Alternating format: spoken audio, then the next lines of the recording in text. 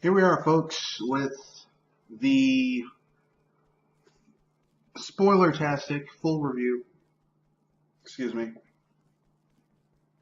of Octopath Traveler.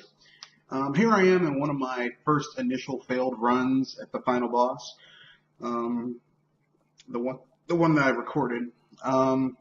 So without much ado, let's get into it. Before we get any further, this review will have spoilers, so yeah. So that being said, let's get into it.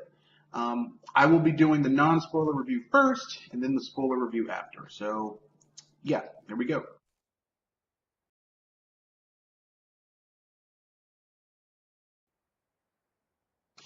So, Octopath Traveler, a game developed by a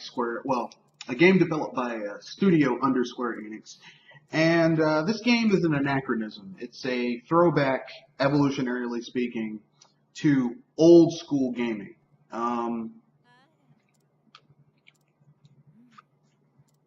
And that's not bad. The downside is that this is not an RPG for people who haven't been playing RPGs for a long time.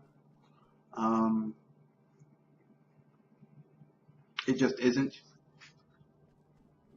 And that's not a bad thing. So essentially what I'm saying is this.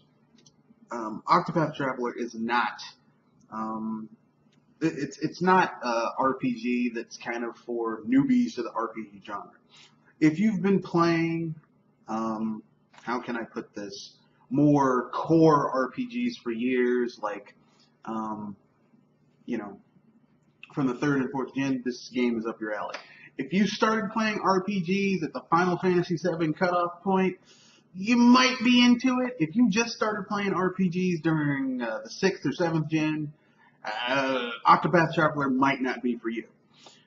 So, let's get into the general basics behind the game. This game is a RPG that's in the structure of the game is very similar to another RPG made from back in the day, the 16-bit era, Romancing Saga 3 for the Super Famicom. And with the battle system being akin to what you saw in Bravely Default. The game, like Romancing Saga 3, is just a series of stories where the overarching story is something completely different. Is connected to these interlocked stories, but you won't find out unless you do the little extra thing at the end of the game, the extra hidden dungeon, if you will. But that's not a bad thing. That's not a bad thing. So, what does this game bring to the table? You know, why is this game important? Well, this game brings some really awesome, really awesome old school RPG gameplay with a modern twist, with the boost mechanic. Okay, kind of like Bravely Default.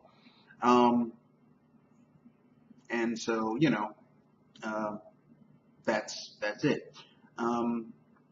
The hook of the game is that there are 8 playable characters, each character having their own primary job class or path, which gives them unique abilities that they can use outside of combat in order to solve various side quests and main quests in the story. So, for example, Ulbrich, the character that I chose to start as, is a knight. A failed knight, but a knight. And Ulbrich's big thing is that, like, he can challenge people. So let's say there's some dude trying to rob an old man. He can challenge the dude and put him straight. It's a non-lethal challenge, but he beats them down, and then they get over it and they run away. Or Cyrus, the scholar. He's a mage, but his path action is that he's a scholar, so he can scrutinize and deconstruct what someone's motivations are. Kind of like Sherlock Holmes from those Robert Downey Jr. Sherlock Holmes movies, where he like deducts everything about someone just from minor things. So even though that's not deductive reasoning, that's inductive reasoning, but that's neither here nor there. So that the game's big hook is that there's 8 characters, each character having their own little special ability, which they can use inside and outside of combat in order to do some cool stuff. So, I mean, and the other big hook is that this game uses what the development team behind this calls HD 16-bit, which isn't really. It's just a very interesting. The game is like you're playing a pixelized pop-up book, which is actually pretty damn cool. So yeah, this game's graphics are really cool. The overall story, although you have to dig into it in order to find out what's going on, is also pretty interesting. So overall, I would have to say, if you are a fan of old school JRPGs, this game is for you. This is the love letter that you've always wanted. If you don't like old school JRPGs, and why would you not like old school JRPGs, then this game might not be for you. Although, try it if you get a chance. So we'll get into the spoiler review after the cut.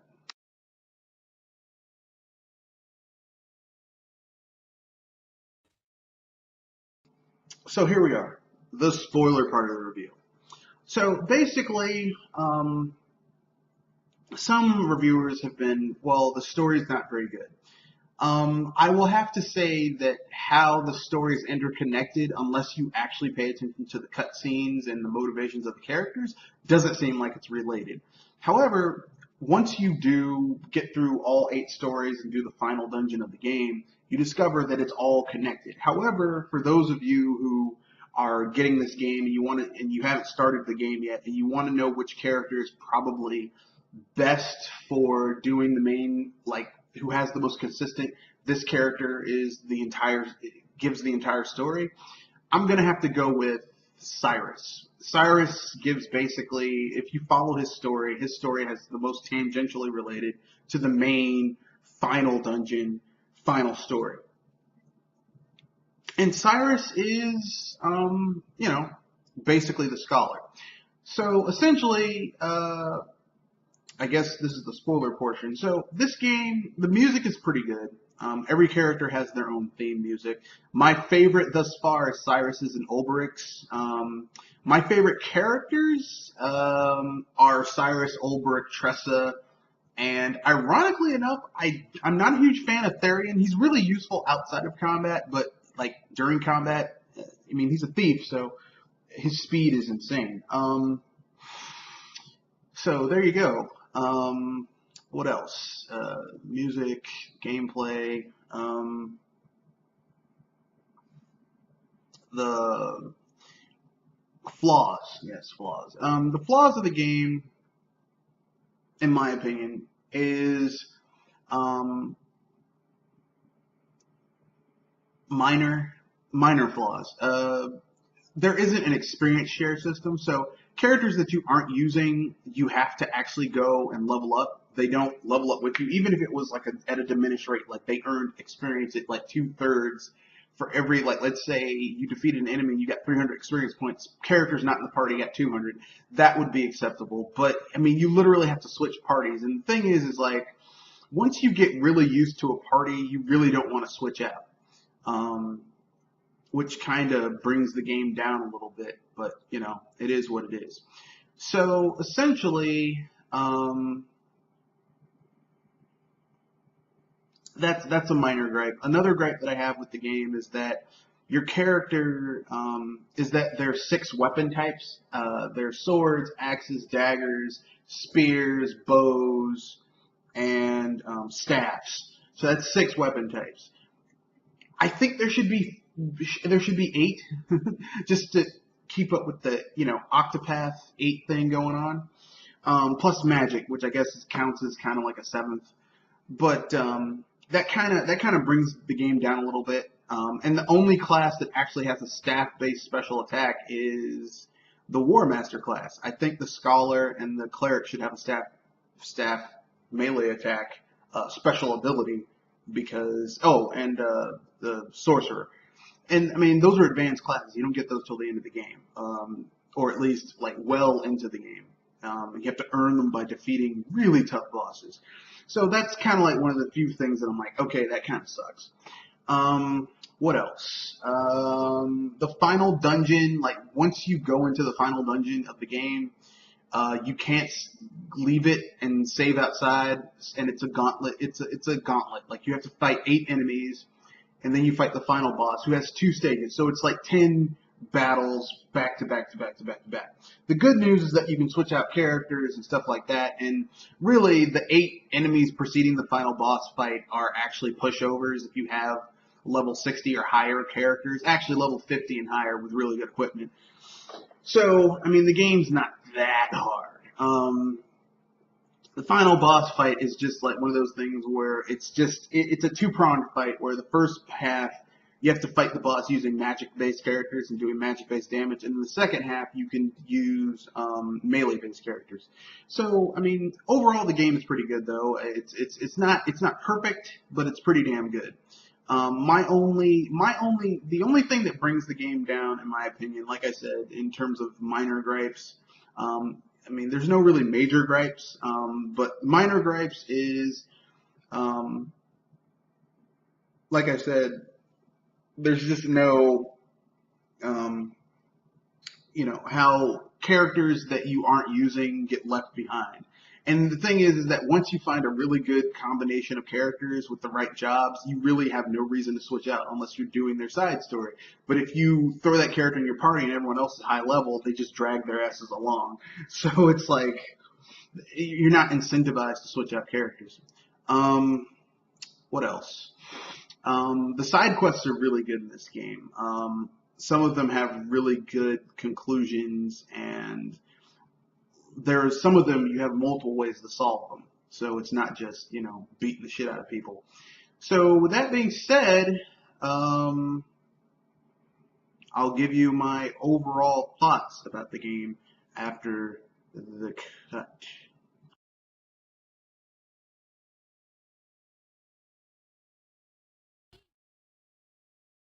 So, I guess it's time to give my overall thoughts about the game and tell you about upcoming events. So, basically, my overall thoughts about the game is if you're an old school gamer, like I said earlier, if you're an old school gamer and you grew up playing, Nintendo JRPGs like Final Fantasy and Lufia and Breath of Fire, and if you're like me and you actually, played Famicom JRPGs like Romancing Saga 3, 2, stuff like that. This game, Live Alive, this game is for you because it really is a love letter to those type of old school style 8 and 16-bit JRPGs, and I friggin' love it. My only problem with the game, the only thing that kind of makes me go, okay, that's not cool, is that the game is a little, there's an experience cap later on that kind of brings it down a little bit, but aside from that, the game is really good, and you should get it if you want to play a good old school style JRPG. I'm glad Square Enix took a chance and actually put down a true blue old school JRPG, and not just some bullshit. So kudos to them.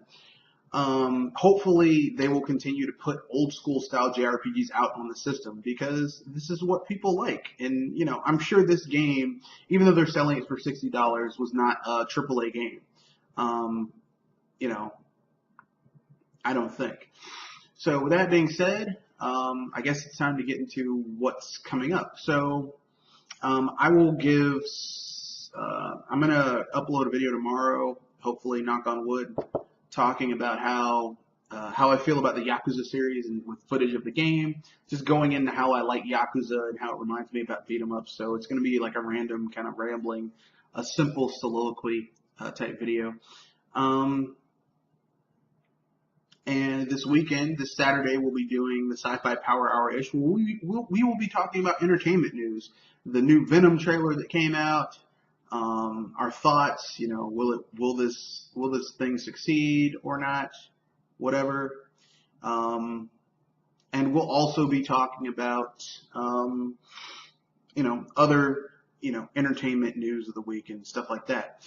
This Sunday, will be the BS Busters, which, as per usual, BS Busters is always on the same time, 7:30 p.m. Eastern Standard Time, as is the Sci-Fi Power Hour ish. So look forward to that. That's the end of the video.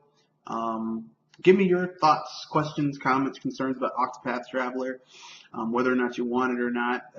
If you have the game, how do you feel about it?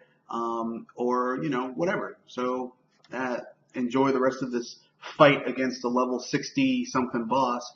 Dude's kind of tough. I think I finally beat him in this part. So see you in the video. Peace.